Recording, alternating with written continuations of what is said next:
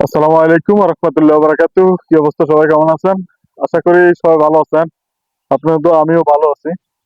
আসলে আজকের ভিডিওটা হচ্ছে বড় ভাইদেরকে নিয়ে এবং প্রিয় অভিভাবক নিয়ে। আমরা অতীতেও দেখছি যে আমরা বিভিন্ন পোস্টের মাধ্যমে দেখতাম যে প্রিয় অভিভাবক এবং প্রিয় বড় ভাই, এই জিনিসগুলা আমি বলতে চাই এইটুকুই যে প্রিয় অভিভাবক কাকে বলে আর প্রিয় বড় ভাই কাকে বলে।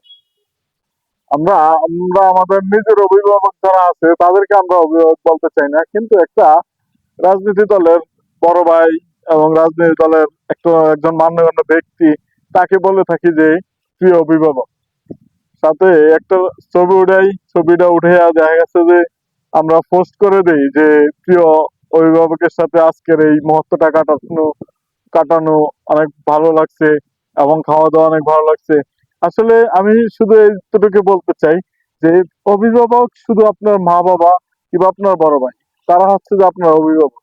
আর যত অভিভাবককে দেখবেন আপনার বিপদের সময় আপনাকে পাত্তা দিবে না।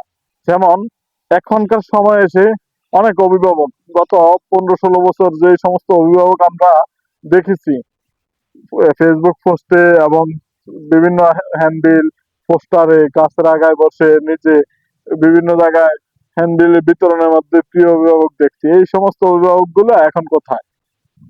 তো এই সমস্ত অভিভাবক গুলা এখন যেখানে আছে, যদি সময়ের পরিবর্তনে এখনকার যারা অভিভাবক হচ্ছে এবং ভবিষ্যতে হবে, এই সমস্ত অভিভাবক গুলাও কিন্তু আবার এভাবে সাথে সাথে আপনাকে আড়াল করবে। তো আমি শুধু এতটুকু বলতে চাই যে আমরা যাকে বলি যে প্রিয় অভিভাবক, সে হচ্ছে আমার বাবা।